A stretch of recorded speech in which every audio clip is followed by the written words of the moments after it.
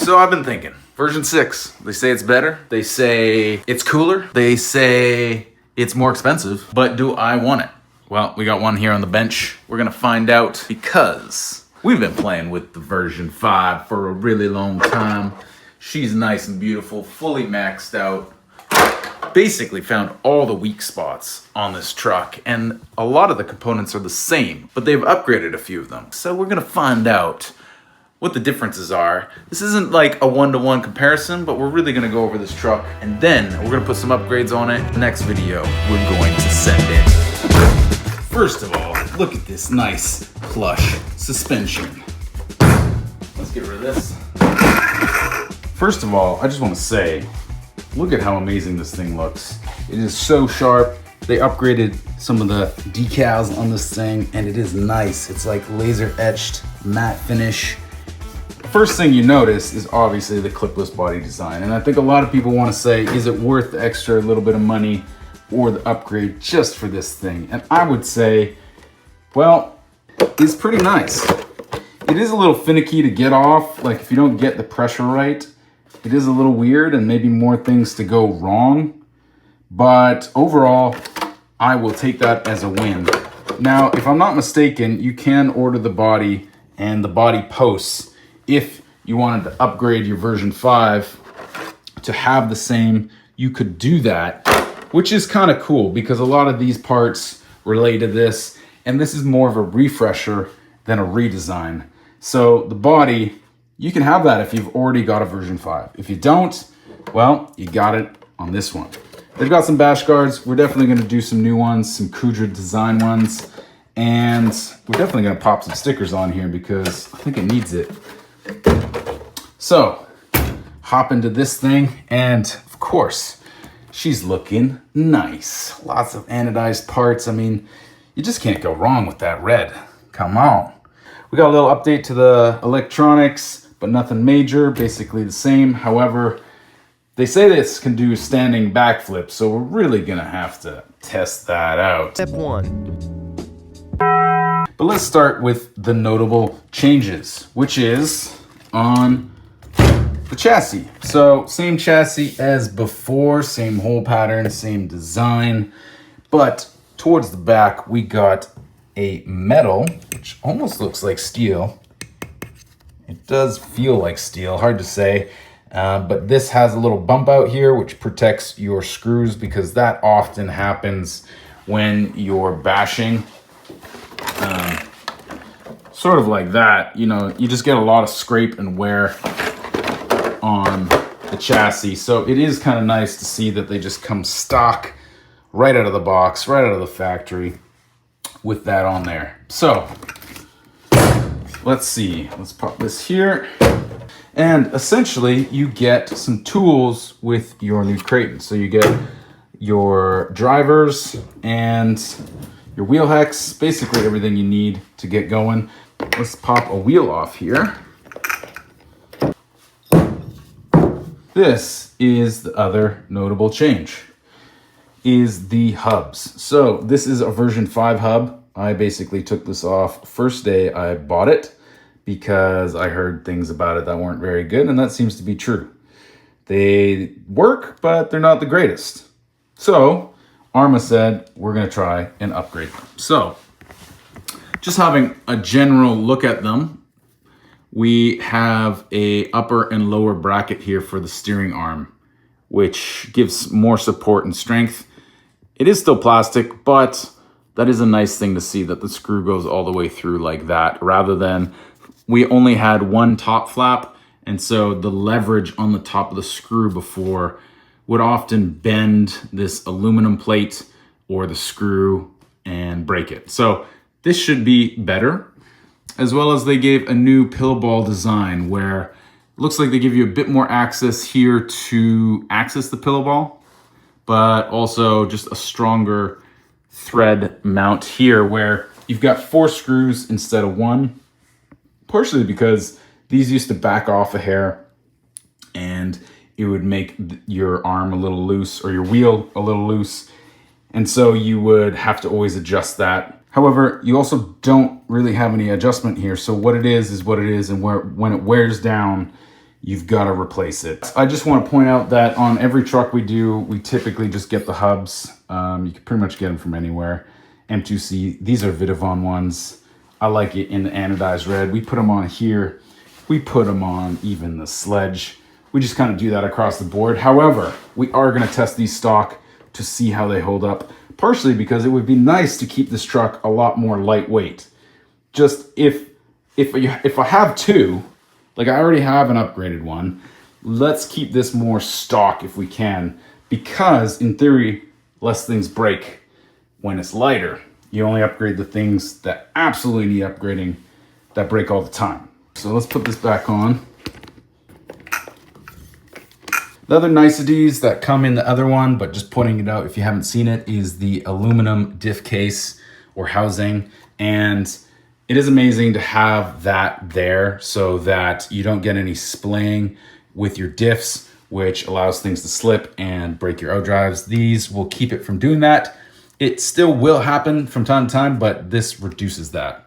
You also have these nice anodized shocks here and the shock caps, which have been very good in the version 5. They are the same here. However, we did notably change the shock perches and the lower mount there to a hot racing one. Not a critical upgrade, but as you start to put heavier things on your truck, things like this, depending on how big of a jump you're doing and crashing and all that, you may want to do that. So looks like all the brackets and all the little parts and pieces are the same outdrive cup, same fan. Basically, it's the same truck, you know, same battery tray, same arms. Nothing has really changed. They changed the body posts, which I think you could take those off and put them on your version 5 if you just want the clipless body, which is kind of cool because a lot of parts are the same part number as the version 5, but there are a couple of different ones, like the hubs and things like that. So overall, this is a really clean truck. If you're looking at one, I would highly recommend it. This is an amazing first basher.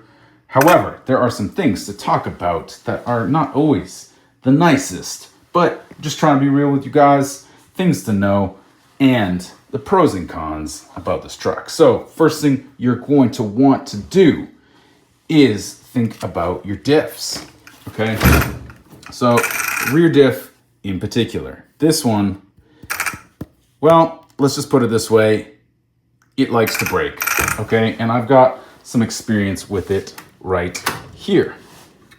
This is my diff drawer of death of all 6S diffs. So of course we've done Fire Team and the Kraton, and we'll end up doing this one and the Mojave, the Notorious, the Big Rock. They're all the same. And basically the idea here is from factory, they don't come with the greatest fluids. They come with the limited slip. They don't shim them very well. And they are all of the plastic cases. And you essentially have these screws come loose or rip out, which causes other problems, as well as, let's see, wrong drawer, this drawer here, as well as you want to upgrade to a case, a metal case here, right? So you can Loctite your screws, as well as, I do actually like the stock GP4 gears. They are actually very good.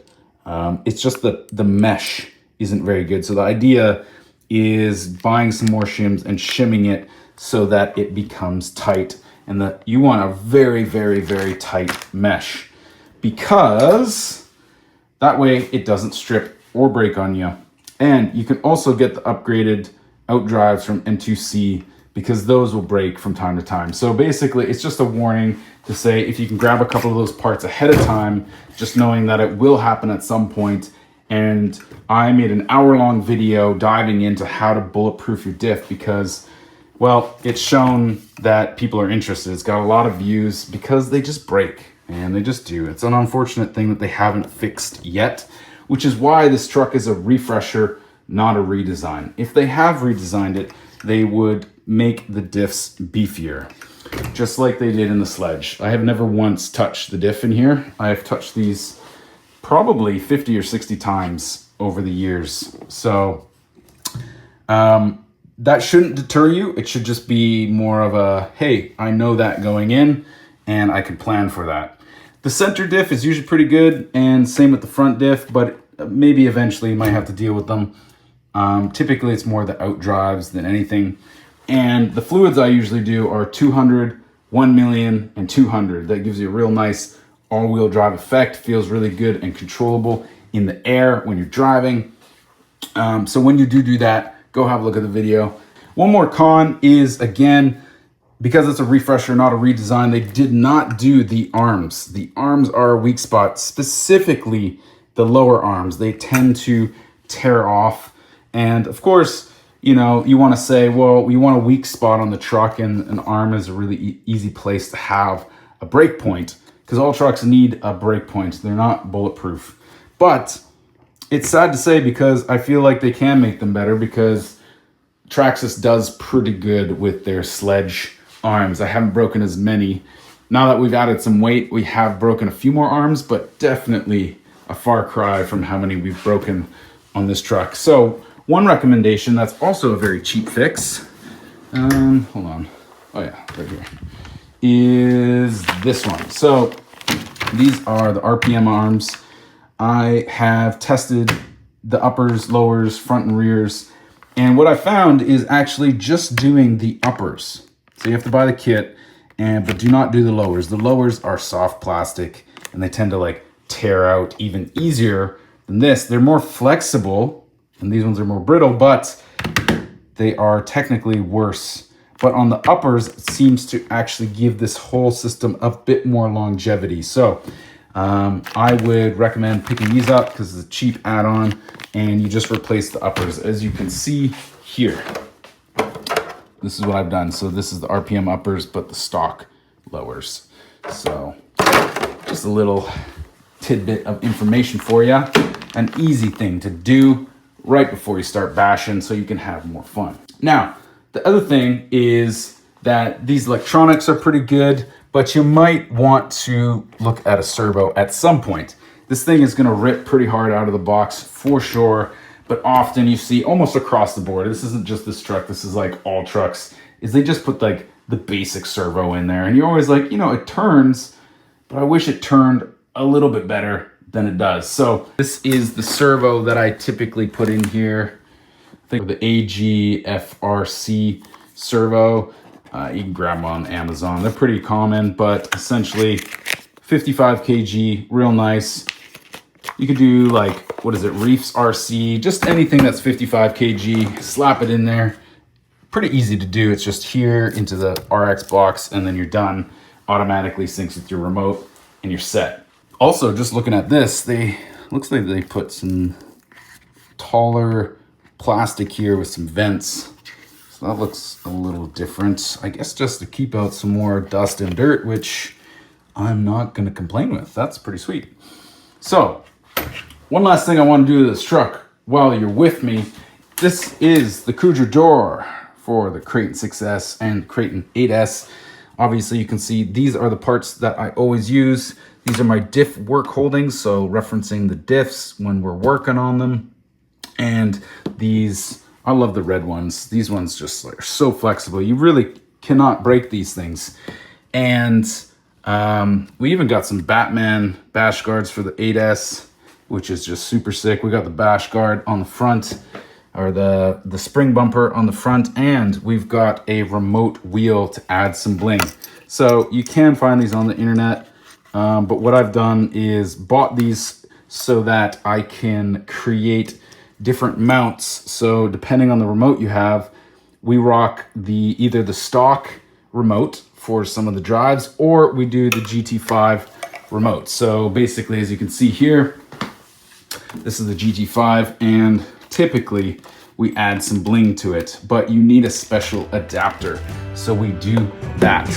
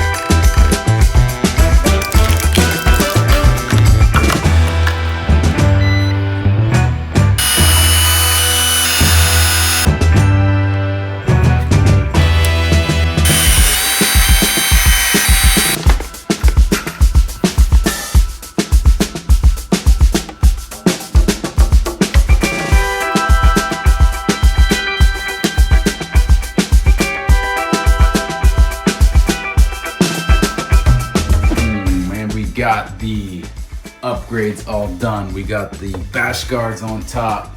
We got the front Super Basher spring bumper up front. And we got the indestructible wing mount on the back. Can beat on that. And we actually threw in the RPM upper arms as well. And of course, we got some nice skid guards on the bottom. So, this thing is ready to rock. In the next video, we're going to bash it, so stay tuned, get subscribed, because we're about to send it big.